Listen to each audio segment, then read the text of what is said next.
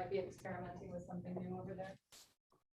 I'm unable to turn my camera on. Is that the same for everybody else? Yep. They have to activate it to let us turn it on. Yeah, it says the host disabled it. Bryce, did I hear you call my name? Yeah, I was just curious if the last meeting is going to be posted to YouTube. It didn't look like that happened.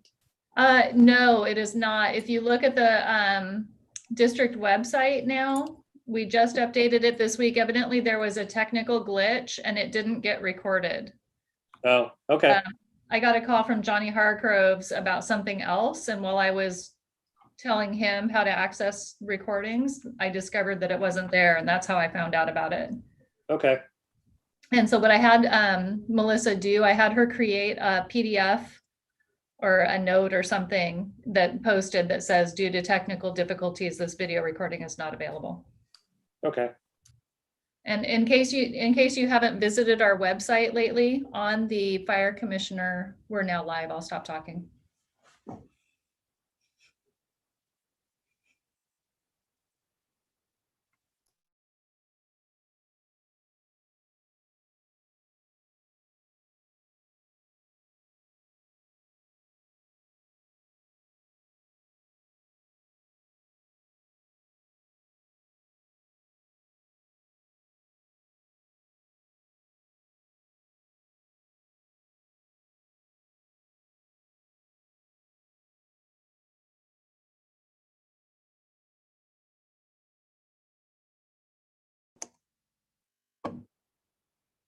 Panelist video is now active.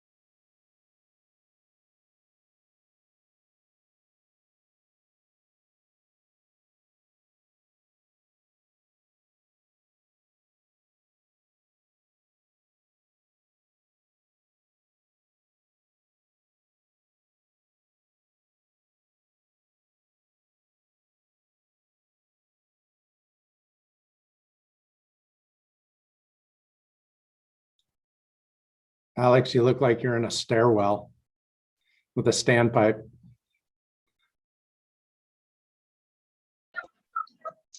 I'm at the wrestling playoffs. My son pinned the first kid pretty quick, and then I just went up against a pretty tough kid from Graham Kapowson and got pinned. So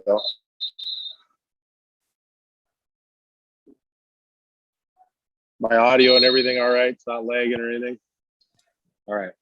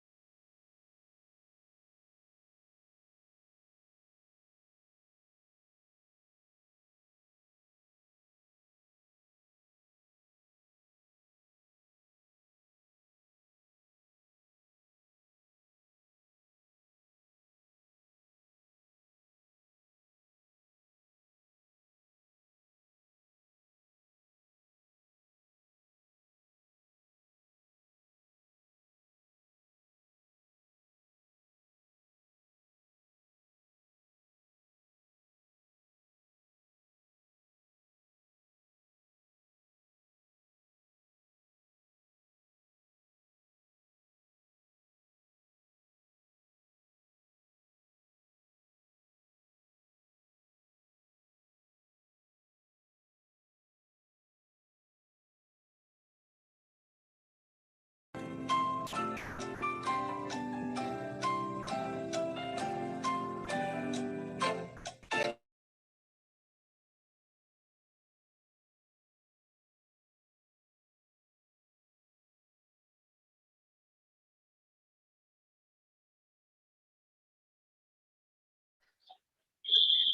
right, it is 5 p.m. We will call to order the June 8, 2021 Fire District 5 Fire Commissioner meeting to order. Can I have a motion to approve the agenda? So move. Second. Roll call vote, please. Commissioner Incy, Yes. Commissioner Nelson, Yes. Commissioner Sudich, Yes. Commissioner Urbina, Yes. Chairman Wilsey. Yes. Do we have any commissioner absences coming up? By the shaking of the heads, it looks like no. Any communications to the board? There are a couple of donations that were received. We received a $250 donation from a Gig Harbor resident that we assisted during an elevator outage, and we received another from a California resident on behalf of a Gig Harbor family that we provided services to for $100. Awesome. Thank you, Tanya. Thank you, folks. All right, I have a motion to approve the minutes of the May 25th Commissioner meeting. So move. Second. Roll call vote, please. Commissioner Incy, Yes. Commissioner Nelson, Yes. Commissioner Sudich, Yes. Commissioner Urbina, Yes. Chairman Wilsey. Yes. How about motion for some voucher and payroll approvals? I'll move that we approve the vouchers as outlined in the agenda. Accounts payable, payroll, and ACH payroll transfer totaling $2,178,363.01.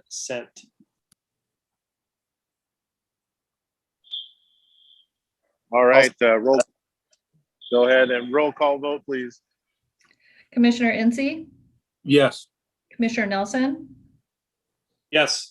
Commissioner Sudich, Yes. Commissioner Urbina, Yes. Chairman Wilsey. Yes. All right, anybody from local 3390 tonight?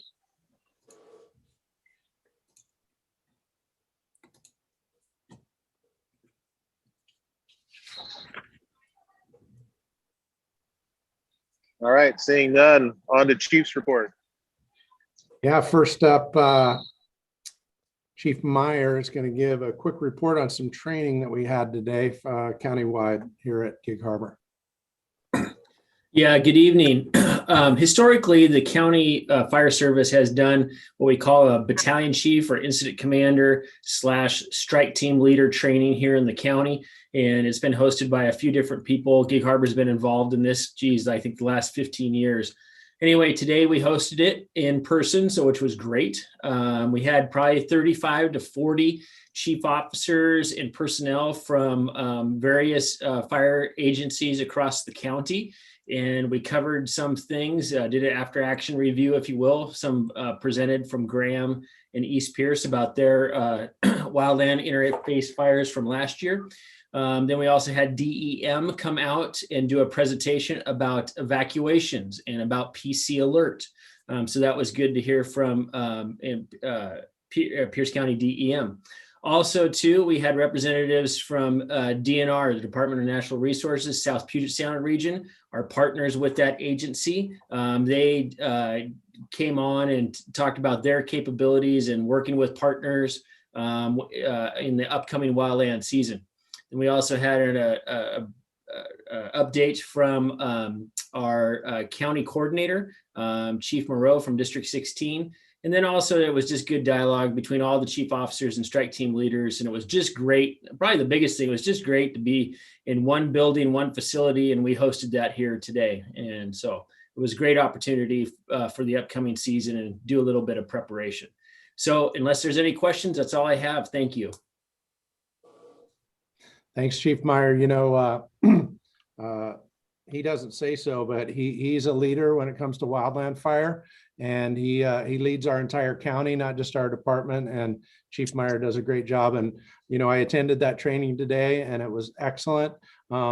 It's excellent in two ways. I got to see some chiefs finally and shake their hands that in the county for the first time and meet them and meet a lot of people today. But another thing that I realized is how far ahead we are in wildland fire. But also the thing that keeps me awake at night is as I look out at all the fuel that we have in this in Gig Harbor, which keeps me up at night. And I was also encouraged because I've been asking a lot about how are we going to evacuate, because on a first alarm we got 5 engines. That's all we got here. And we're going to have to really focus a lot on evacuation. And so the county came and we had some discussions on how we're going to evacuate and the tools that we're going to use, because I was glad to hear that because I've been asking a lot about that. So Chief Meyer did a great job leading that today. Next, Chief Johnson is up to give us a couple updates on COVID and some maintenance. Good evening, everybody. So the happy COVID update. Obviously, we've all been out in the community and seen what's happening with some of our mask usage and those folks that are fully vaccinated as we work towards June 30th and opening up hopefully some more. Within the county, today's numbers, our case rate is 157.9 per 100,000, which is coming down. Our hospitalization is also coming down. It's at 6.6 per 100,000. And total cases in the county are 50,113 so far. So doing good. Any questions about COVID before I move on to my second update? All right, I will keep going.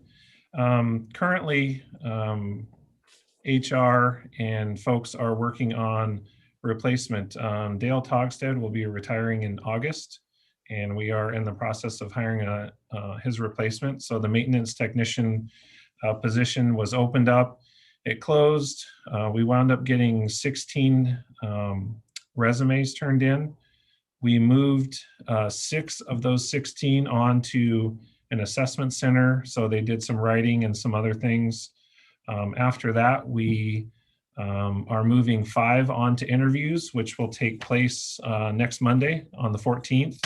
And currently our interview panel for those 6 folks are Division Chief Black and then firefighters Rogers and Cochran. Questions about that process? All right, that's all I have for you tonight. Thank you.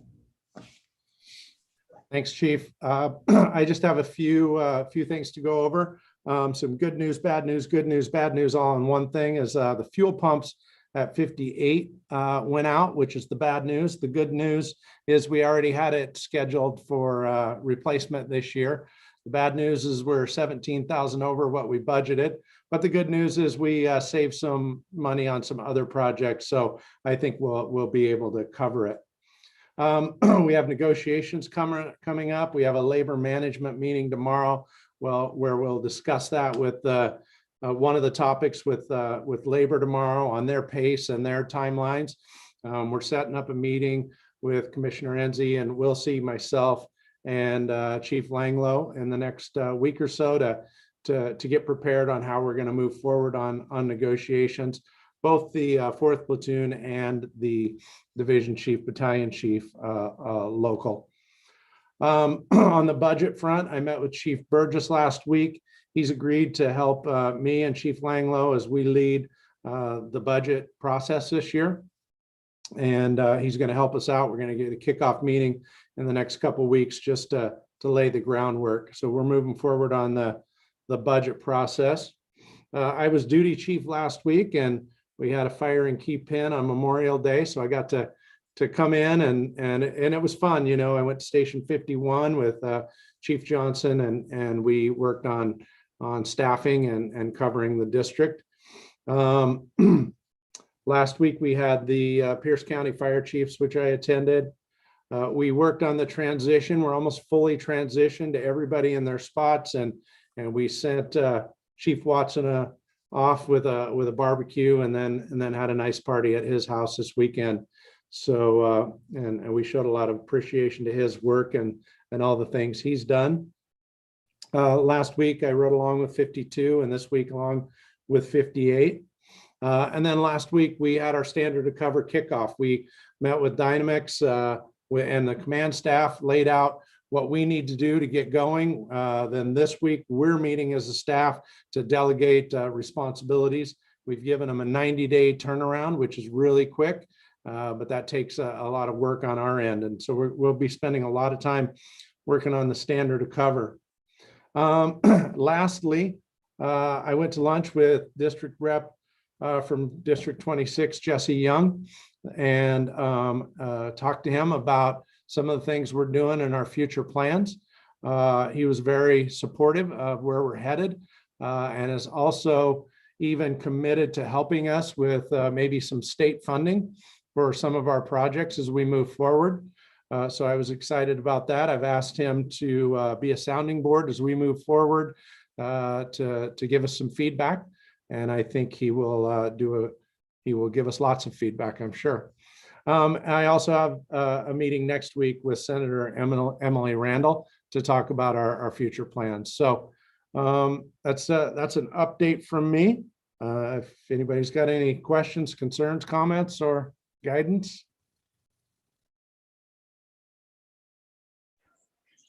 All right, very good. Thank you, Chief. Standing committee reports. I know that we have a negotiation meeting coming up here, Kevin and I. Is there any other standing committee reports we need to get? Did finance have something? Nope. All right. So moving on, we're into chairman's report. I just wanted to briefly say to everybody that I'm going to meet or give a call to staff here and try to get an in-person commissioner meeting next month after June 30th. So we'll kind of get with legal and make sure that we're abiding by all the governance, but that is my intent, to meet in person for July. So anyway, any more discussion? Anybody have any comments on that? Or Alex, I'm all for it. The only thing that I would say is I don't know if this is possible or not, but I like the fact that we've been broadcasting by video because I think it allows more people to participate. And I don't know if there's a way for us to do that once we're back in person. I think that would be good, but it may also require technology and money that we don't have. So I don't know, it's just worth thinking about. Nope, absolutely. And it's always nice to give everybody every option they can to be able to listen in or come to the meeting. So more to discuss on that, but yeah, that is my intent, to get us back in the building come July. So, all right. Any old business before us tonight? All right. Seeing none. New business. Looks like we have a resolution from Chief Langlow. Yes, Chief Langlow comes on here. This is the fee schedule that we had talked about. He'll go over it in more detail, but in essence, it's bringing it up to a lot of the things that we're already have been charging, but I'll turn it over to Chief Langlow and let him explain it all. All right, can everybody hear me okay? All right, cool. Good evening, everybody. Yeah, one of the projects that I was tasked with when I came up here was reviewing our fee schedule, the schedule that we have that we charge for various fire department related activities or requests. And so in your board packet, you will see what is the proposed fee schedule. And then I'm gonna highlight. I have the kind of my working draft here with me in my office, and I'm gonna kind of go through the fee schedule and talk a little bit about changes that are proposed, and then be able to answer any questions as we work through them. So my thought is that I'll go kind of section by section, and then I'll pause for questions just so I don't get too far ahead of anybody that's got any questions or comments. So first section here is the transport fees, and the BLS transport fee is the proposed is to change. Our current fee is $600 per transport. And we are proposing that we move to $750. The basis for that proposal was I reached out to EF Recovery, who is our billing coordinator, and then I reached out to Graham Graham, East Pierce, and West Pierce to kind of see what our partners in the area, our fire district partners in the area, were doing. And $750 is the average BLS transport fee in the county. There's some that are higher, and then we at 600 were by far the lowest. So that's going to bring us into the average BLS transport fee in the county. The ALS 1 and ALS 2 transport fees are actually consistent with what we are charging currently. When I reached out to EF Recovery, we made a change in 2018 with our transport billing fees. Both Gig Harbor and EF Recovery have had some retirements, and so I wasn't able to track down every specific like roadmap to get to where we made those changes in 2018. But the 1389 and the 1522 would bring us to be consistent with what we're billing currently.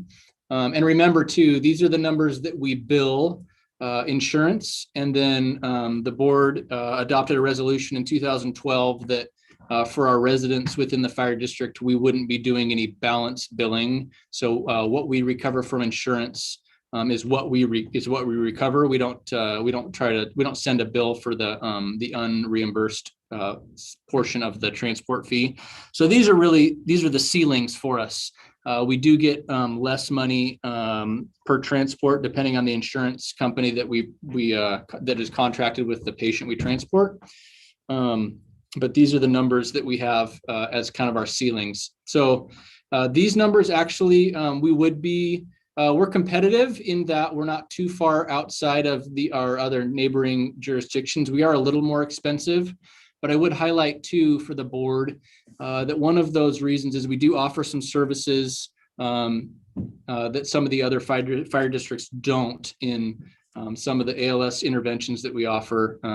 A couple being auto ventilators, auto pulse, and ISTAT machines that we run blood gases. So there's some values that we don't, or some services that we provide that others don't. The mileage rate, again, is a reflection of the average in the county. So that's right in line with what we do there. And then the other change is the additional attendant. It used to say $60 per hour per person. And then we're proposing a change to actual personnel cost because those fluctuate year over year. And then depending on who the extra attendant is, that will dictate kind of what it costs to have them in the back riding to the hospital. So those are the changes in the transport fees section. And I'd be happy to answer any questions that anybody has in that area before I move on.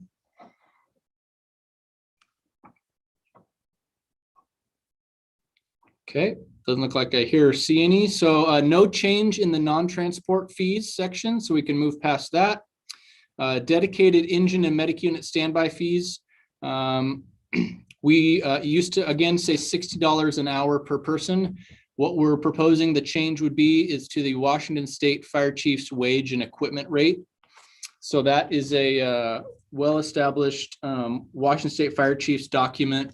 I got it in front of me here, that establishes just a contract rate for those services based on the apparatus that they're requesting. And then it would be plus actual personnel cost, which is also consistent with that plan. So we're moving from an hour number down to a dollar per hour number down to just a contract rate that we would follow as that Washington State Fire Chief's document changed.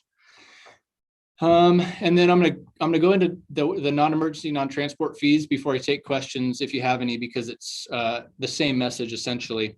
So we used to have an individual rate for the ladder, hazmat, heavy rescue, engine, kind of as you cycle down those non-emergency, non-transport fees, but we're proposing just using the Washington State Fire Chief's wage and equipment rate plus actual personnel cost.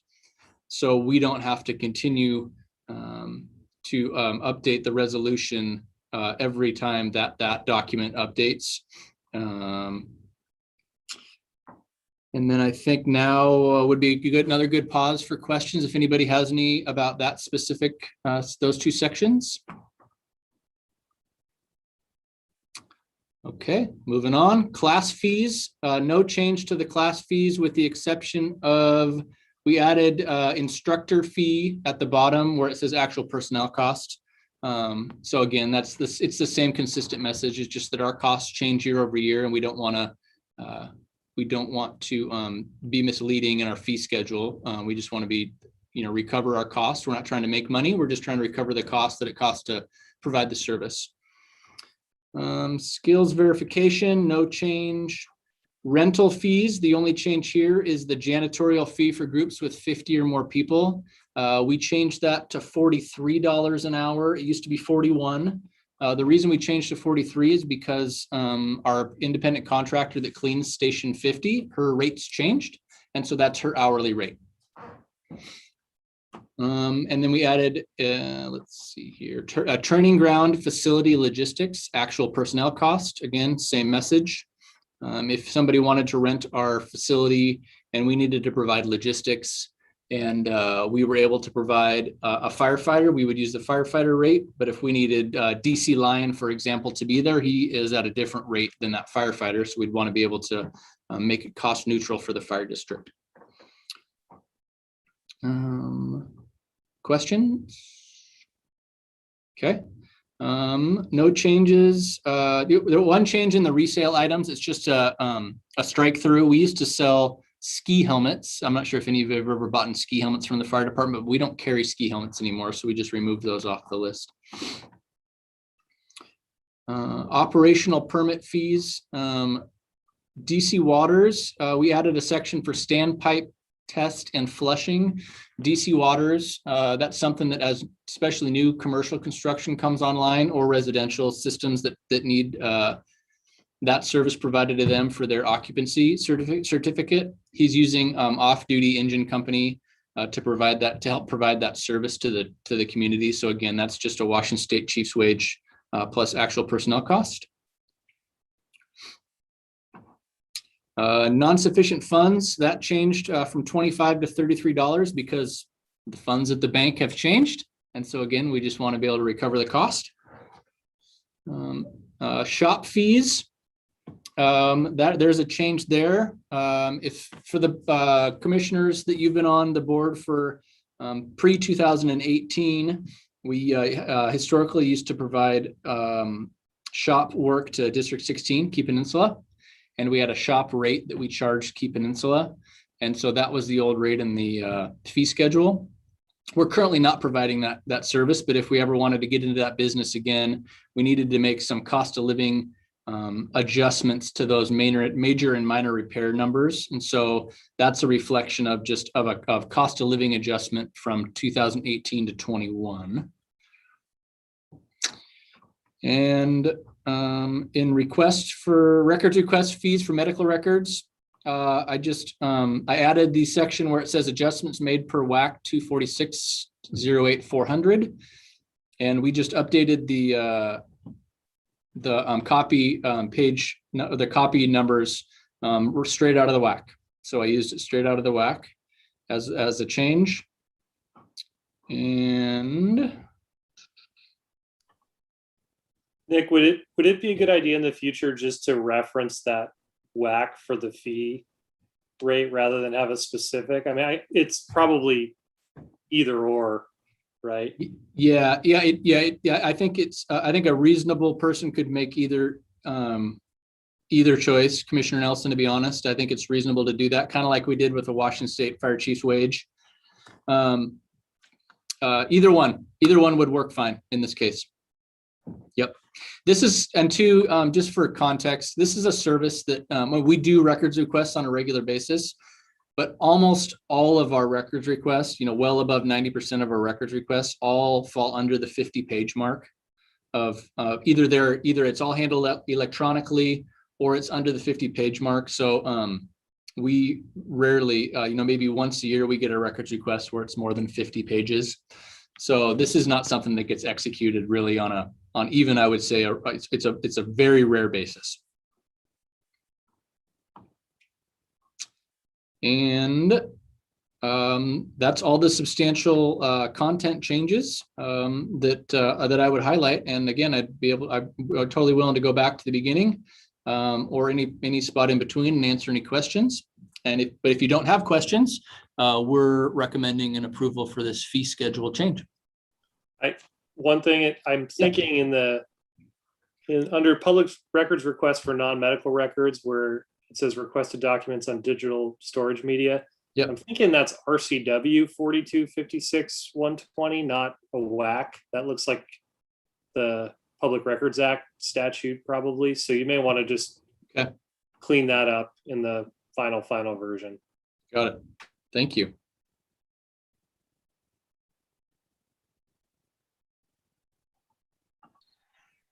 All right, any other questions or concerns about this resolution?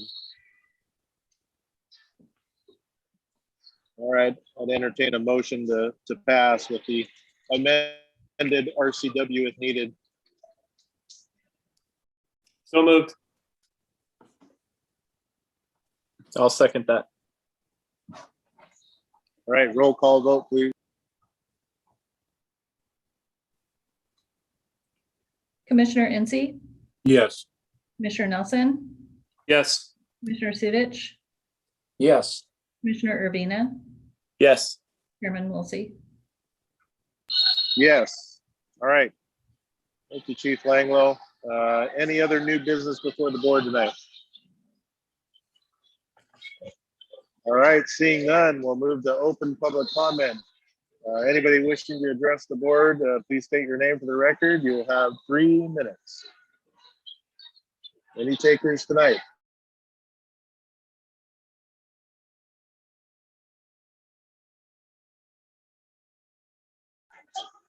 All right, seeing none, we'll move to good of the order.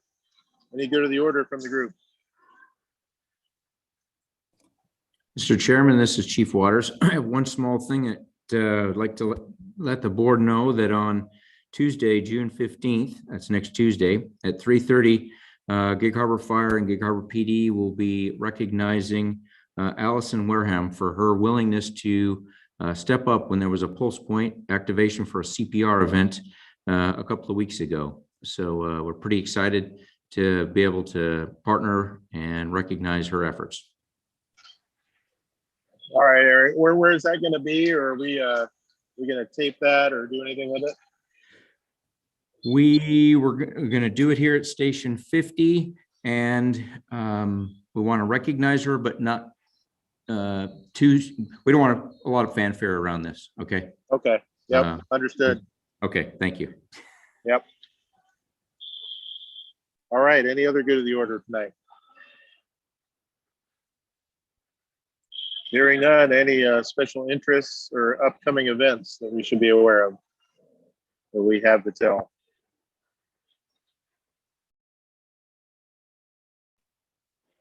Is there really there's nothing going on, huh? All right. Okay, all's well. With that, we'll adjourn the meeting. Thank you, everybody. Have a good night, everybody. Night, guys. Night.